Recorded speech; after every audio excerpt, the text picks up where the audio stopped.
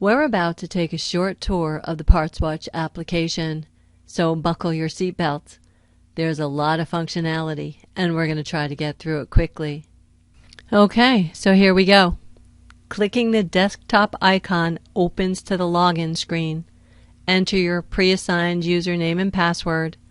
And remember, this password is used by the system to track your work, so you might not want to share it. The application opens to the System Information screen, and if permissions allow, you can open a web browser,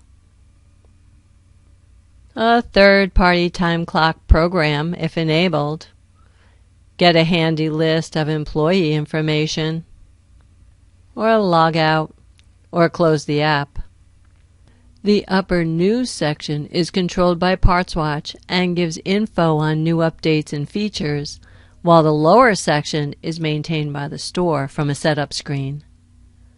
System help can be accessed from this book icon, and here at the bottom, and here. Oh, and you can find some helpful info about PartsWatch from this one.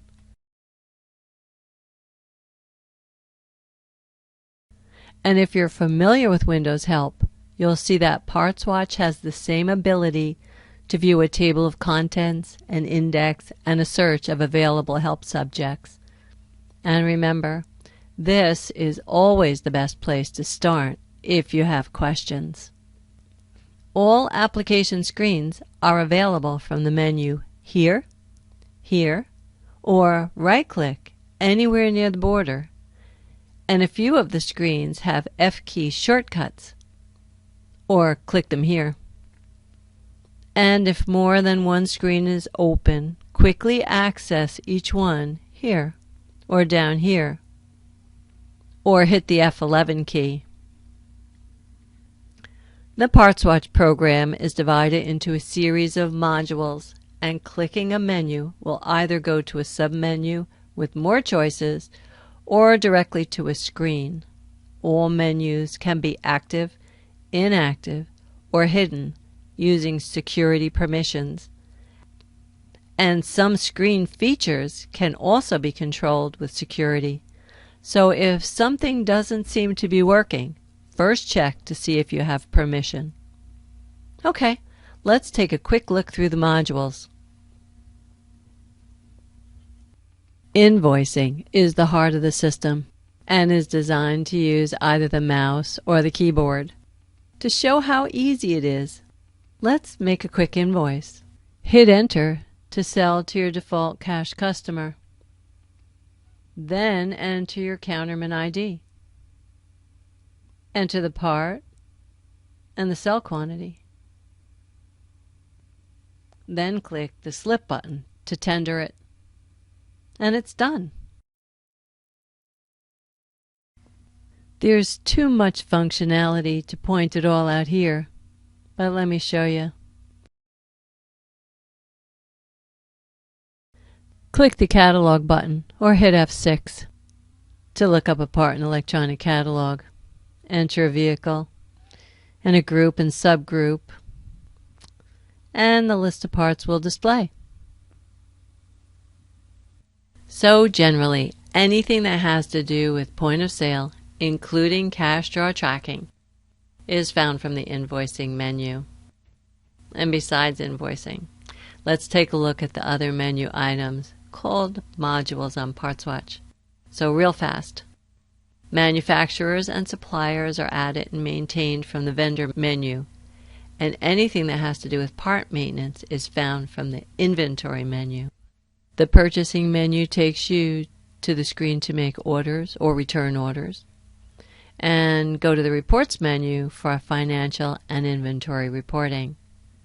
Both commercial and retail accounts are maintained from the customer menu, and end of day, end of month, and statements are run from the closeouts menu.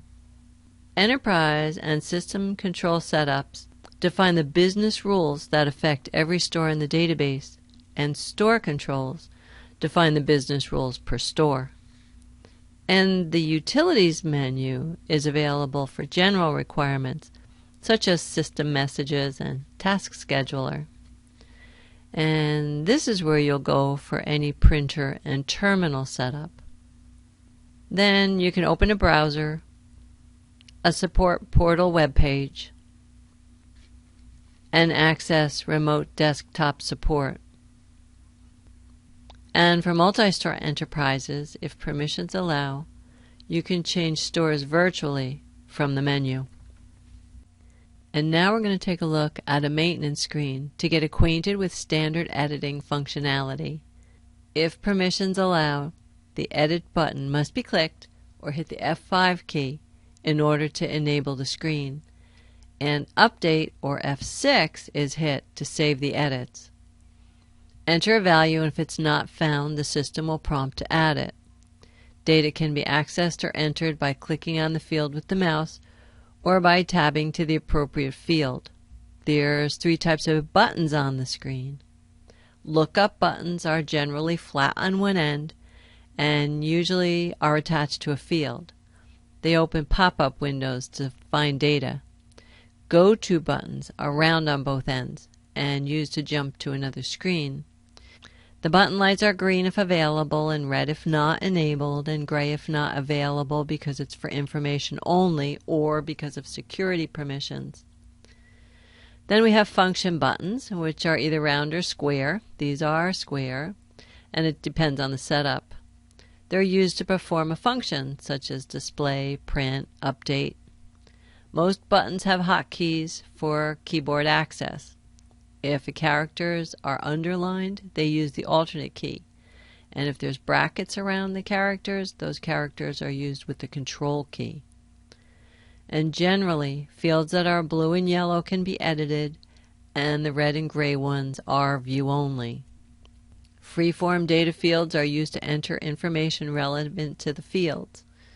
All yes and no checkboxes need a click or a hit on the spacebar to check or uncheck. And it's important to remember, a check always means yes, and unchecked always means no. Drop-down boxes display a list of choices, so click or use the down and up arrows and enter to select the item. And if you prefer the keyboard to the mouse, there's a few keys that make the job easier.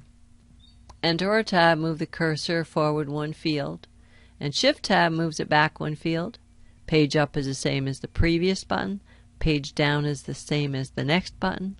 Left and right arrows move the cursor one character, and Escape closes the screen. Well, that's about it. We're out of time. Oh, just let me say a couple quick things about the border. It's not just there to look good. Besides the things we've already mentioned, it displays the screen name, the logged in user, the location for multi-store, and the terminal device number. It's used to minimize, restore, and close the application, and to minimize and expand screens. As long as this screen icon is green, the app is connected to the server, and it turns red when connection is lost. It lets you know if the background processor is running and lets you open system messages to find out if there's a problem. And this white envelope icon displays information if background changes to the data are made, and turns red if something needs immediate attention. And certain alerts display at the bottom of the border, so you can't miss them. You can quickly send an email off to PartsWatch support, or access a calculator without hunting for one. And the manager icon is used to change the manager's approval password without going into the employee security screen. Well, that's about all the time we have.